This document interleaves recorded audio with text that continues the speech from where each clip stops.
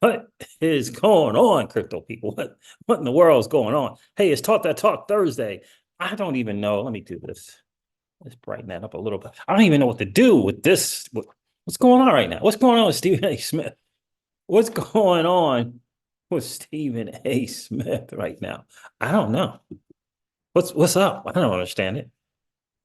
I look, we're gonna go to the Trump town hall meeting because I saw a couple of clips. I watched Valuetainment earlier today, this morning at the gym, and we're gonna go over some clips from the Trump town hall meeting. Interesting stuff.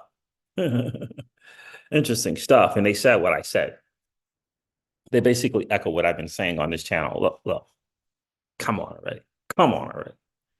Dude is wised up. This is gonna be a second go around. They're petrified of him. And as far as I'm concerned, the country needs him. I do like Vivek, just not this go around. Just not this go around.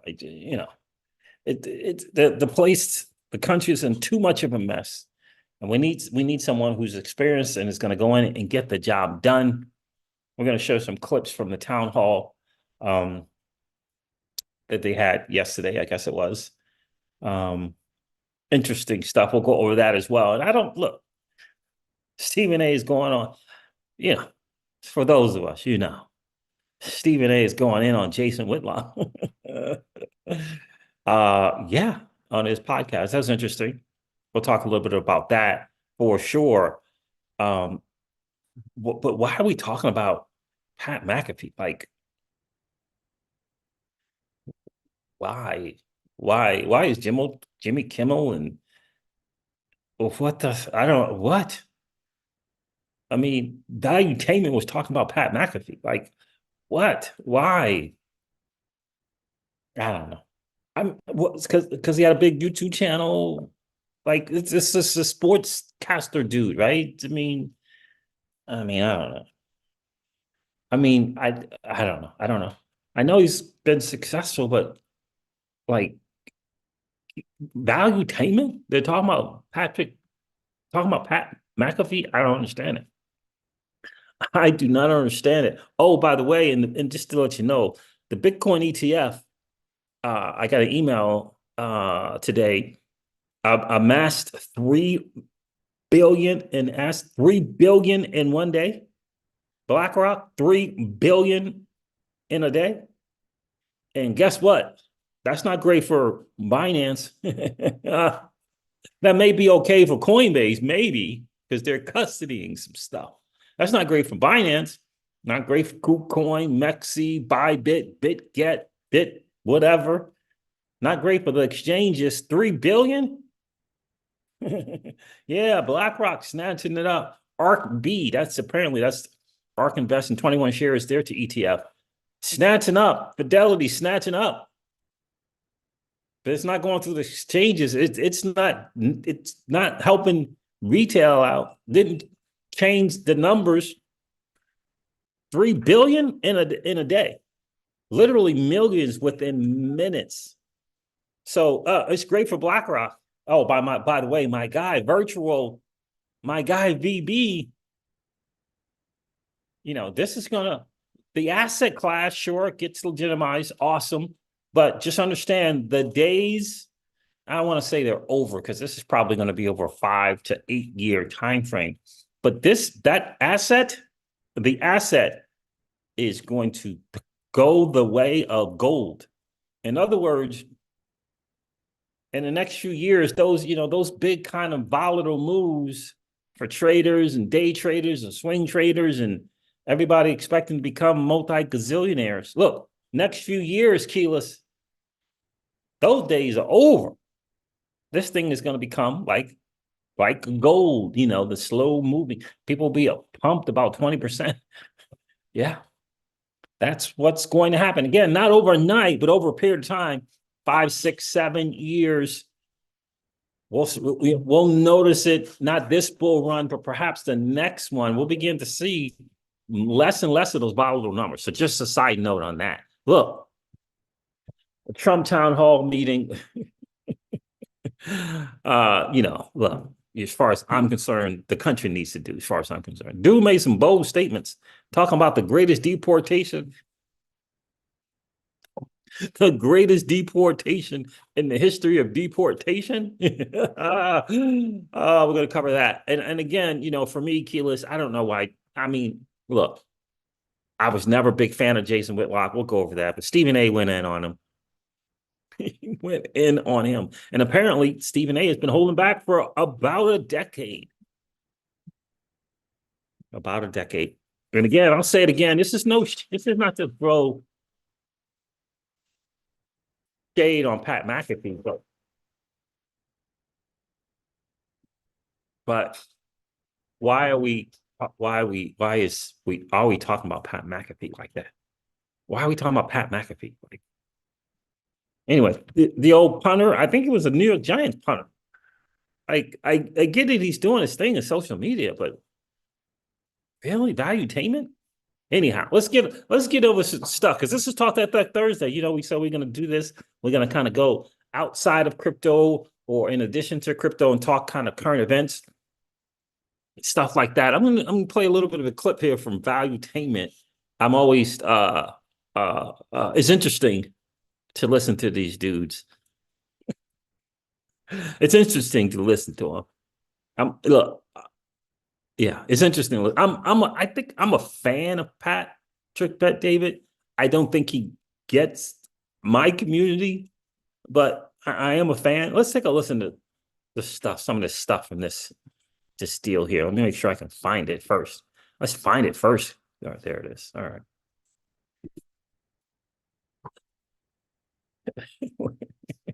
Look at this dude. It's hilarious. Anyway, let's take a listen.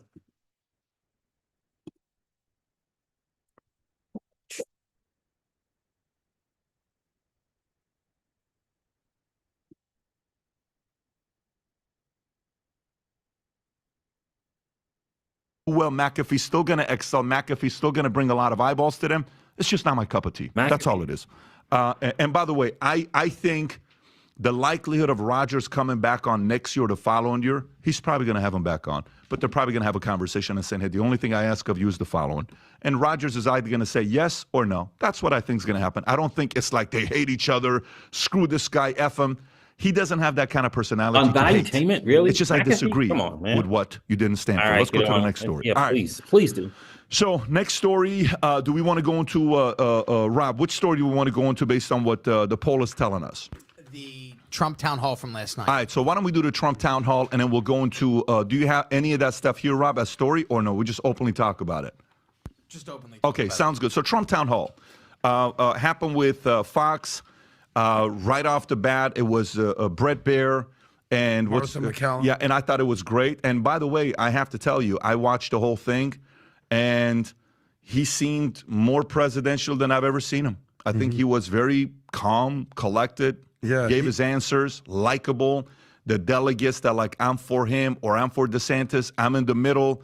Well, I hope I win your vote. It came across as a very much of a... He looked cool and relaxed. He looked cool and relaxed. And for me to say that, it's true. What'd you think about it? Go for it. Dude, I got to tell you, Trump's growing on me. You heard it here first. Well, I think I'm a good indicator of where the country is. Let me unpack that. Do it. 4 years ago, if you asked me what I thought about Trump, I'd say, no freaking way, this guy.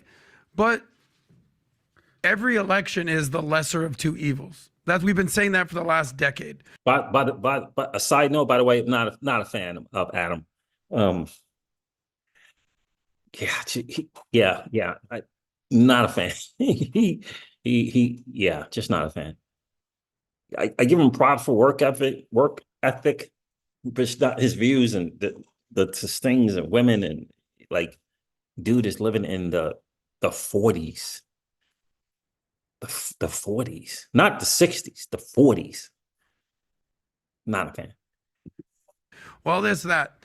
At this point in Trump's career, I think he genuinely is like, look, I came into office. I'm going to drain the swamp. I'm going to build the wall. I'm going to lock her up. He made all these promises.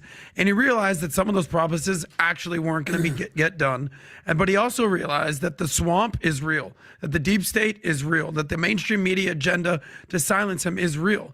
And I don't think he really, really knew what he was up against in 2016. And I think in 2020, with the help of the Wuhan flu, he had the double-edged sword with Wuhan and mainstream media coming up against him. January 6th, we can put aside. But I think now, when he looks at, you talk about legacy and where he's at, he's like, look, I tried to do a job. You guys screwed me over. I want the job back. Do I have a little vendetta? Do I have a little vengeance? Sure, we'll put that aside. I'll be a dictator on day one. I'll shut down the border. I'll drill, baby, drill. But I think at this point, genuinely, he knows how Washington works. He knows what the swamp is. He'll hire, hopefully, the right people that won't try to basically undermine him around every single turn, leak all his stories. Okay, that's enough of that. We're going to watch some clips of the town hall and just kind of get your thoughts on it as well. I'll share some of mine. Again, for me, I believe the country needs him. It's just plain and simple. It's a mess right now. And we don't know people who, we don't need people coming into office with, and got the deer in the headlights face when they walk in, because they get the real, like they get to understand the real madness that's going on in this country. We don't need that. We need to know someone, kind of been there, done that, knows what he's trying to get done, knows that, the establishment and the madness that's going on there and the nastiness, knows that, is able to deal with and wants to do something about it. Let's see if this is that's not it. That's not it. Well, maybe they'll cover that. I want to cover the town hall stuff first. We'll just go by them, no particular order. Trump here says, we will have peace through strength. Let's take a listen to this, dude.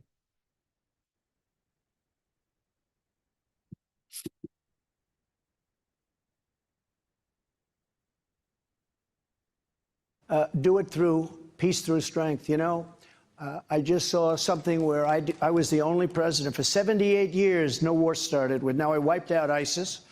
I did a thing that was, I won't go into names, I won't go into specifics, but we did a thing that nobody thought was possible. Did it very quickly. I withdrew from Syria. I withdrew from Iraq. I withdrew.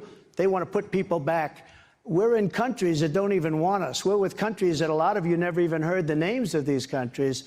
There's a great leader, in my opinion, is very strong. Some people say it's terrible to say that, but he is. Viktor Orban, he's the prime minister of Hungary. And they asked him, what would you do? There are wars all over the world right now. He said, what I do is make sure the American people vote for Donald Trump for president, because when he was president, China feared him. I don't want to be feared.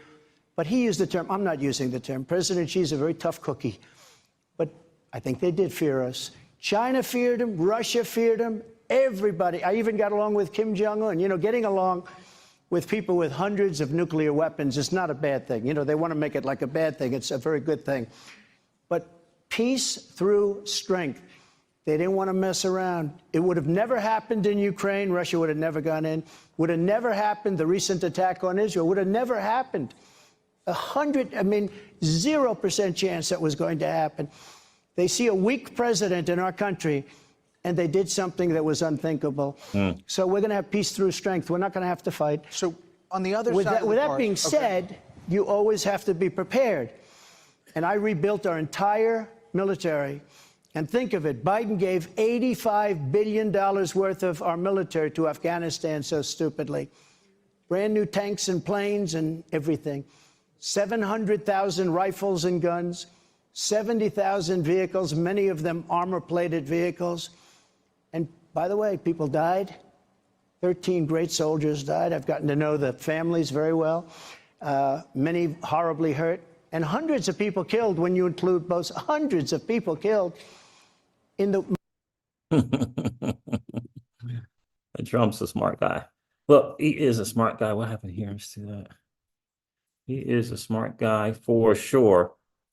But look, again, for me, I'll just, I know I've said it once, I'll say it again. I just think we're in a position and a point we can't afford this. weakness and we can't afford it right now.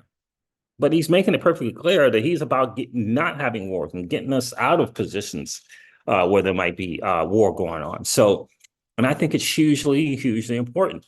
And we'll listen to some more clips. But from watching the video today with Valuetainment, I got a sense that he's figured out some stuff. He's made some changes. This is what I told Miss Crypto Siege was going to happen, was he was going to make some changes. He took the first election where he did get elected. He took that, the guidance, insight, and whatever, like they typically do from a person and or a team, and took the what's that approach? The polarism? I think it's polar. I forget the word now, but you know what I mean. He took the approach of, if it's better to be, this than just try to make everyone happy deal. He kind of took that approach, and I don't think that's really him. I think he took that. You get some people who you think going to help you get elected. You take their input, you take their gain, and you feel like I think it's polar. And that's what he did. And I can tell from just the clips that I've watched from the town hall, he's taken a different approach. He said some very, very interesting stuff. I'm going to show some clips, but I knew this is kind of what he was going to do. Guys, yeah, there you go, Keyless. Thank you so much. Hit the likes, guys, right? Please hit the likes. And so I knew this is what he was going to do, right? Because you have to evaluate. This dude's a business guy. He knows he's got to take some time to evaluate what happened, what went good, what went bad, and make some pivots. And this is exactly what he's going to do. And it's very, very obvious. Very, very obvious. And he's pivoting in his approach to this election. He's tapered down, not got rid of completely, but he's tapered down, kind of like the name calling and the nicknames. He didn't get rid of it completely, but he's tapered it down. And I think he's going to taper down that, being what's the word I want? I can't think of the doggone word. Where you're really trying to kind of piss people off, and you're trying to be, I forget the word now, golly. But that's the approach that he's taken. And a lot of times when you're in front of the camera, you got people around you, they'll tell you, you can't just take this vanilla, this lukewarm stand, that you got to be polarizing, right? And so I think that's the approach he took. And you could say what it is. It obviously got him elected, but it's in terms of kumbaya, in terms of fracturing a country, that happened, right? It fractured the country. And I think he's going to take a different approach. But I still don't think that you can put aside the things that, from policy standpoint, like the war and other things, whether it be tax cuts or other things, that did happen. And the fact that, when you saw the things with the guy from Korea and the guy from China, right? You saw there was just a level of respect there. Bottom line, it was a level of respect. There was a level of respect that's needed. You can't come across, you can't be the leader of perhaps the most powerful nation in the world, and then you come across as weak, because other leaders are gonna try you, and they're gonna leverage that, and they're gonna take advantage of you. And anybody with half a brain knows that's what's going on now with the current administration. Anybody with half a brain knows that. My grandchild knows that, what's going on. I mean, so we have to operate from a position of strength. Country is not doing well. People are hurting all over. And that's kind of why I am where I am with him. I'm originally from New York, so I've heard the deals. Okay, I've heard the stories about Donald. Like, you couldn't convince me otherwise. I heard the stories from people who I've heard the stories from them directly dealing with dude. Like, that's stuff that they try to put across on him. And that's why I was so shocked that he took that polarizing view. I was shocked. But, once I began to realize that this is being, coached up. This is being, desperately wanting to, get this nod and get that blessing to become the president. And I think he's going to take a different approach this time. It's going to be interesting to see. But I do know we can't operate from a position of weakness. We got to take care of this country first. I get it. It's the land of opportunity. I get it. But that illegal stuff, nah. Come on, bro.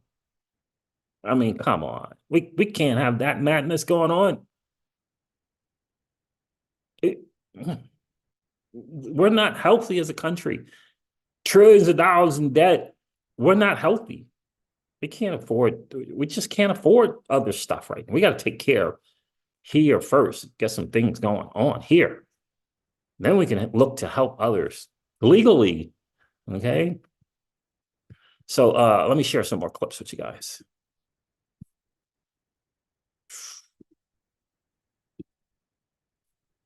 Let's see if I can find it. I'm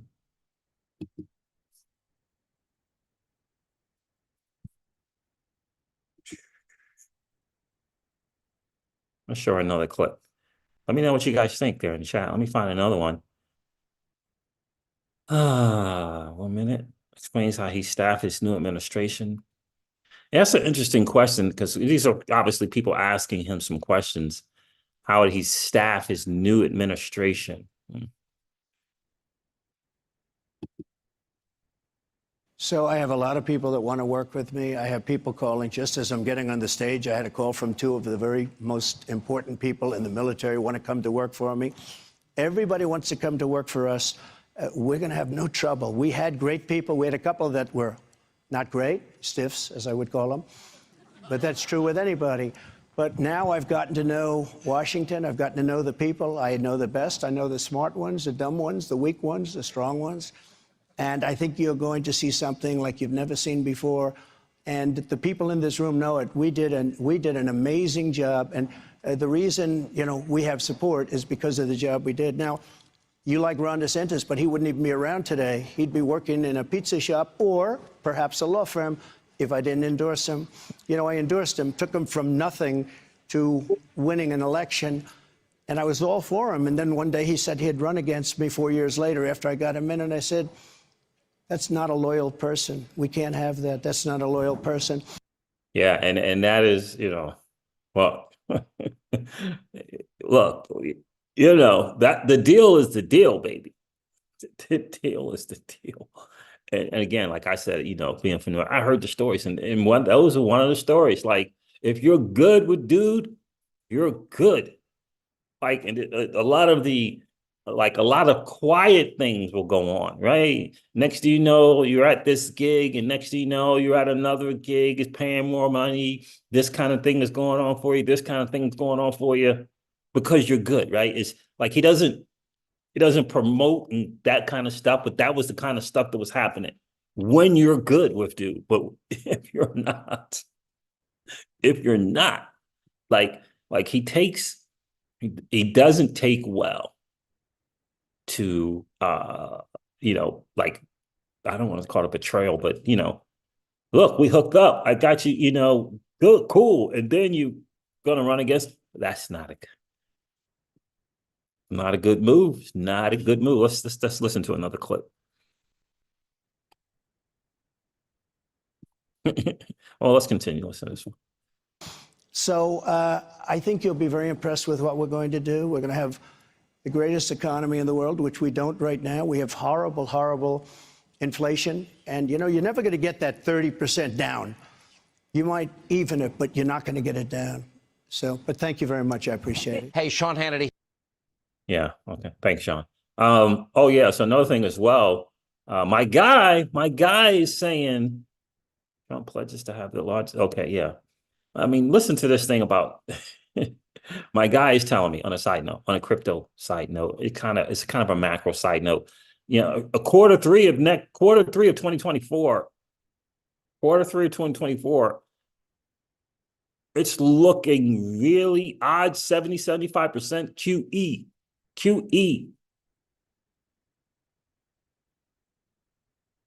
Rate cut QE. All right, let's go to Kim, a small business owner from Brines. Is that correct? Kim, where are you? That is correct. Do you know who you're caucusing for Monday? I am proud to say I am a caucus captain. For? President Trump. With a white and gold hat. I have that white and gold hat. Thank you very much. That's beautiful. Thank you very much. What's your question for the former president? Okay, you said that you can take care of the border in 24 hours after taking office. How will you gather the several millions that have already entered our country illegally and return them to their country of origin? Great question. It's not sustainable for our country. We have millions and millions of people here. It is not sustainable. Did you see in New York City where they're getting the regular students out and they're putting migrants in their place? We are going to have the largest deportation effort in the history of our country. We're bringing everybody back to where they came from. We have no choice. We have no choice. Hey, Sean Hannity here. Trump is funny, man. He's funny. But anyway, I believe the dude big time. All right, stop sharing now. What's this thing at? I don't know why this thing keeps messing up like that. Let's exit the full screen. All right, let's see who checked in. Let's show you who checked in. I've been covering some stuff. I think it's important. You know, this Talk Thursday is something that I wanted to kind of evolve and eventually will evolve to another channel as well. Paul Bogle's in the building. What's going on, bro? It's very real. Piece of shop classic. Yeah, exactly. That's exactly right. That's exactly right, bro. That's exactly right. And so, I mean, when you're in New York, you just, you just hear, So it is what it is. But look, we'll see. That's a big task talking about getting rid of all, getting rid of a bunch of the people that came here illegally, because, not sustainable. Just, I mean, the current administration is a mess, man. It's sad what has happened. It's sad. It's sad what's happened, and we got to turn things back around. I've told my friends and my dudes all the time, they think I'm crazy when I told them this, but I get to hang around a lot of Europeans and they are laughing at us, like can't understand what's going on here. Can't understand it, Paul Bogle says he was the first to open his golf club to African Americans back in the day when many did not. I'm just telling you what I know. These stories, people trying to put Trump a certain way, that's not what I'm hearing from my dudes. That was not what I was hearing from my dudes.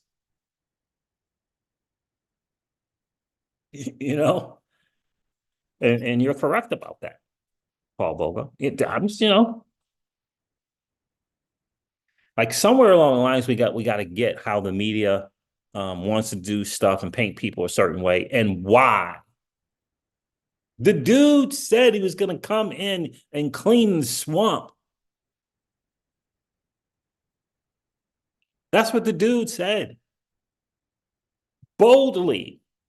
Because he didn't need their money or influence or any of that stuff. This is what he said he was going to do. Why do you think all this stuff is going on right now? I'm trying to get him off of ballads and all this other madness. Why do you think that is? I mean, come on, man.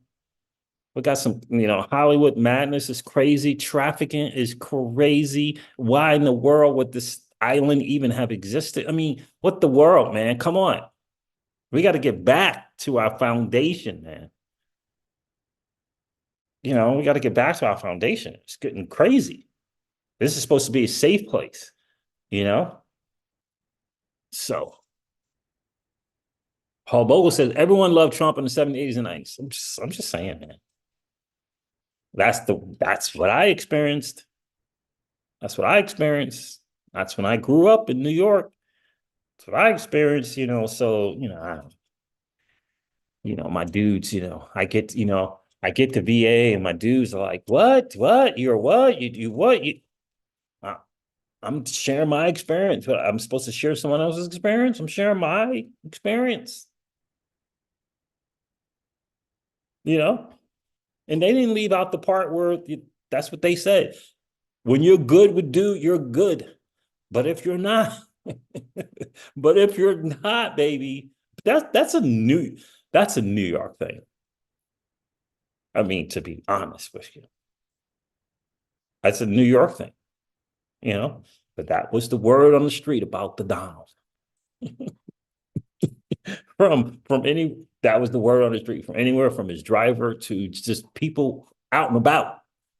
When you're good, people on the construction sites and all that stuff. When you're good with dude. But if you're not, where do you think that your fire thing came from? Where do you think that came from, baby? So, you know, it'd be one thing if dude wasn't getting stuff done. That'd be another thing. But anyway, we'll see what happens. We'll see if he'll make that happen. This whole thing with Stephen A. Smith, I'm gonna pivot a little bit to that. I just don't, going in on Jason Whitlock. Have you guys heard about that?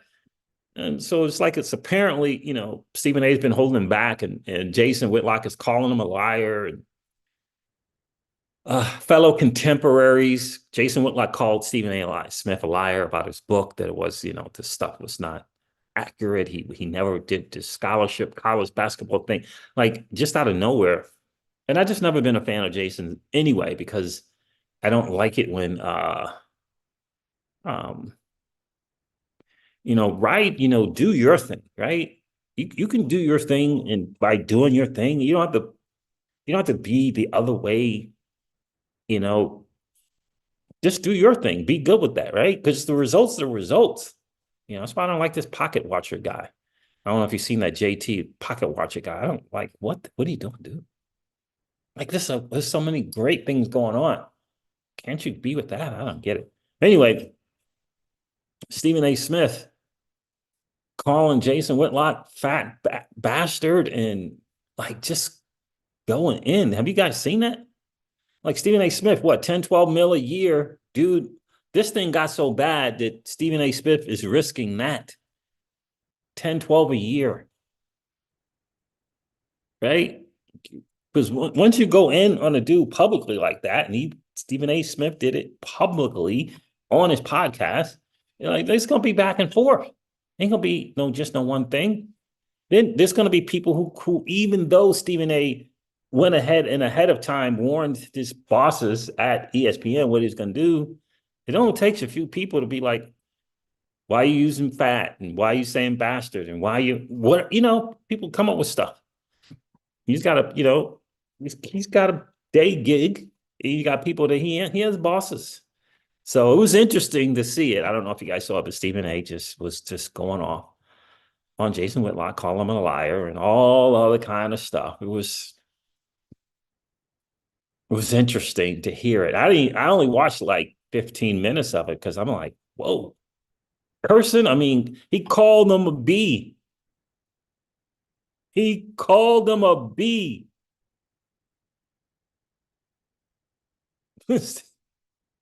Stephen A. Smith called Jason Whitlock a B, man. That's heavy right there. Oh, really? I like JT. I think he is needed. There are so many scammers out there, Siege. He helps sift those out. A lot of people are too gullible. Yeah, he does. But the problem that what he's doing is he's going after, and he does call out scammers when he does find the scammers, and that is needed. But it's the way that he does, like he's right. So it's one thing if you're going after the scammers because you're gonna have the scammer on your show, and you're gonna expose it by way of your show. But he's not exposing it by the way of his show. He's exposing it through other people's show. Right? Like what's the show? Golly, I can't even remember the name of the show. Popular show. God, no. Man, I don't even remember the name of the show now. The two young brothers, the two young brothers. What is their names? They're not brothers, but you know what I mean. Apparently, they went to school, went to college together. Goodness gracious, I can't even remember the name of the show now. But like he goes after the content, not the Hodge twin. They're not crypto people. They're uh oh my God, I can't believe I can't remember. It's like an investing podcast. Um oh my God, I can't remember the name of the show now. You know the show, Keyless. Yeah, I mean he goes after he goes after the creator. So the creators will have these guys on the show because he has it because these creators have financial guys on, stock guys, real estate guys, financial opportunity guys, whatever. The creators will have these people on, and maybe one every 30 or 40 people that are on is the guy who's giving out misinformation or bad information, or actually was a scammer. What is the name of that show? Comes on every day. They blew up, doing really, really well. Oh gosh, two light-skinned guys. I can't remember the name of the show right now. Unbelievable. I can't remember the name of that. But yeah, so that's what JT does, right? He goes after the content creators, right? And so if you're gonna call out the scammers and bad people, invite them on the show. Invite them on your show. And ask them to prove themselves and prove legitimacy. But he's going after the content creators and attacking the scammers. You'll have a good show, you're getting great interviews, you'll have 100 great interviews, but one of those 100 turns out the dude was lying, or it's misleading, or scammer. But he's doing it through the show, so he's making the content creators of the show look bad. And I just think you're gonna negate the other 99. What's the name? What's the name of the thing? Oh my gosh. Very popular channel. They have the stock guy on there all the time. It's usually two of them. They interviewed a lot of good people. They tour all the time. I can't remember the name of the people now. And if you know JT Kilos, you know these two guys I'm talking about, but I can't remember the names. But anyway, so I mean, Stephen A. calling Jason A. Whitlock a beat. Like, what? Yeah, that was heavy right there. But he went in on him, and apparently he's been holding back for 9 years, so 10 years. And went in on that. Earn your leisure. Goodness gracious, that's it. Earn your leisure. Yeah, it was a big to-do when JT went after Earn Your Leisure. In fact, they ended up somehow in the same spot at the same time, and Earn Your Leisure confronted him. But anyway, Stephen A. went in on Jason Whitlock. These are, at one time they are, what's his name?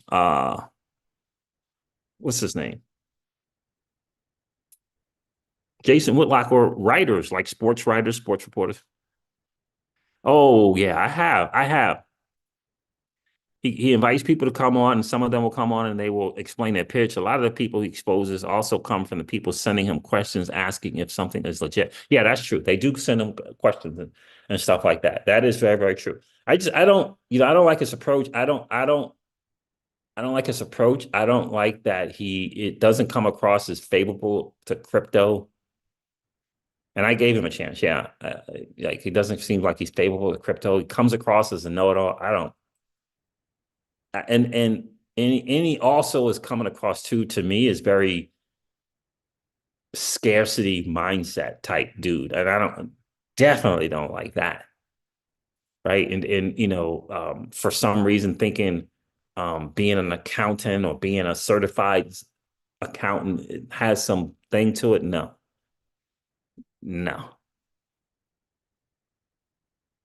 Oh no, yeah, he's not pro crypto. Yeah, LOL from the one comment. I heard that part of it. Yeah, he's not pro crypto. He's not pro crypto, and he comes across very scarcity mindset. I don't like. I don't enjoy, but he's doing well with his channel. So his channel is growing, and look, if you're willing to put, if you're willing to open up the laptop, flip on the camera, turn on the lights, and do your thing. You can't look. I will never throw shade on people who are willing to put the work in. It's just that approach ain't my approach, and I'm not a big traditional finance guy anyway. So some guy talking about CPAs and BPAs and EPAs and all those other kind of PAs. Talking 401ks and IRAs. Nope. Not today. Not today. If you want to expose some people, why don't you expose the madness that is the 401k and mutual funds? That's what I would say to them. Why don't you expose that? Why don't you share Pirates of the Caribbean, Pirates of Manhattan books 1 and 2 with people? Give them the real deal. Why don't you share, the Jekyll Island book? Share that stuff. Why don't you show the madness of the central banks and the lie that was perpetuated on the American people? I mean, share that. So you want to share a guy, misleading people on business credit for crying out loud? What? Yeah. Anyway, so there it is. So Stephen A. Went on. That's a fellow. They may not be dudes, but that's a fellow journalist, right? But Stephen A. went in on Jason Whitlock. And here's the other last thing I'm gonna wrap it up with. What's this all this big to do about Pat McAfee and Aaron Rodgers? Like, it's Pat McAfee. Like, I don't understand it. Is Pat McAfee Joe Rogan? I don't think so. I don't have anything against Pat McAfee, but I'm like, on Valuetainment, covering Pat McAfee and Aaron Rodgers, and apparently Aaron said something about Jimmy Kimmel, and because Jimmy Kimmel's part of the Walt Disney thing, Pat had to say, hey, you can't hang out on the show anymore. Like, who is Pat McAfee? The dude is a punter. Again,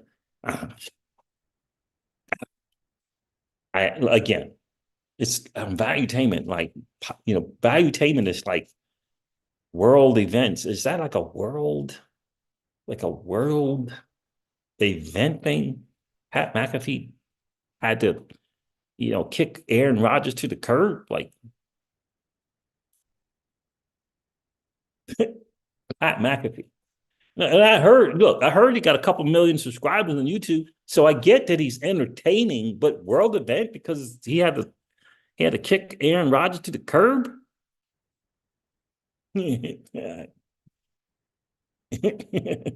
Right?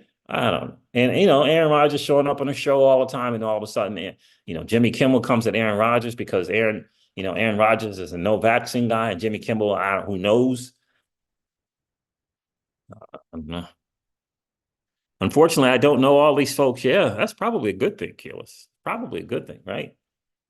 Pat McAfee is a former NFL punter turned podcaster, whatever, and got some good success. 2 million subscribers. Congrats. But my thing was, Stephen A. show talking about it. Stephen A. Smith talking about Pat McAfee and Aaron Rodgers and Jimmy Kimmel, and freaking Valuetainment. I'm like, is Pat McAfee all that? I have not watched Pat McAfee. I haven't watched him. I don't know. I just know that he likes the cutoffs when he's doing his show. Like, he likes the cutoffs.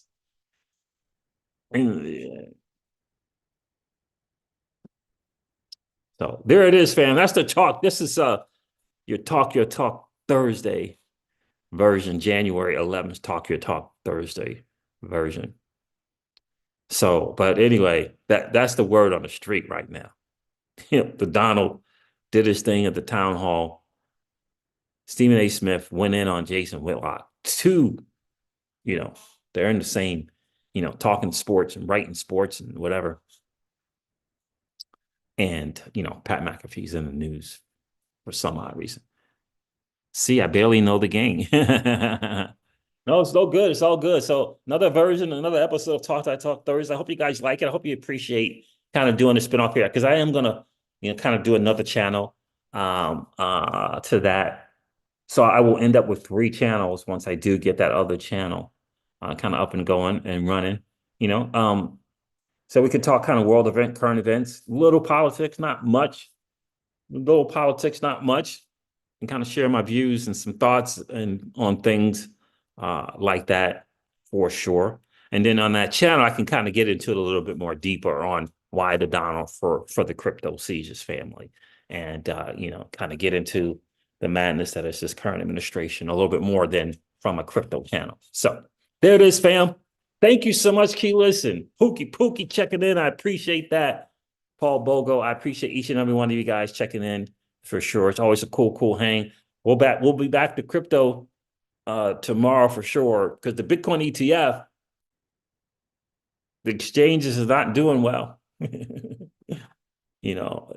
See these RIAs, they all been in preparation to launch this product to the 95% who don't know anything about native BTC and central and decentralized exchanges, going by way of the RIA, because that's all they've ever known is financial planners and financial advisors. They feel as though it's safe. They feel as though they know what it is they're talking about.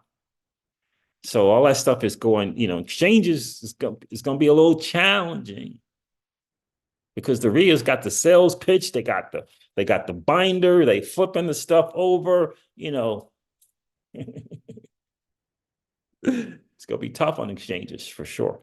All right, fam, there it is. Thank you so much for hanging out. I appreciate each and every one of you. I was supposed to be on a call at 8. I'm going to have to catch the recording. I appreciate you guys being here. It's been an awesome hang, and I will definitely catch you guys for the next one for sure. I'll talk to you guys soon. See ya. Bye.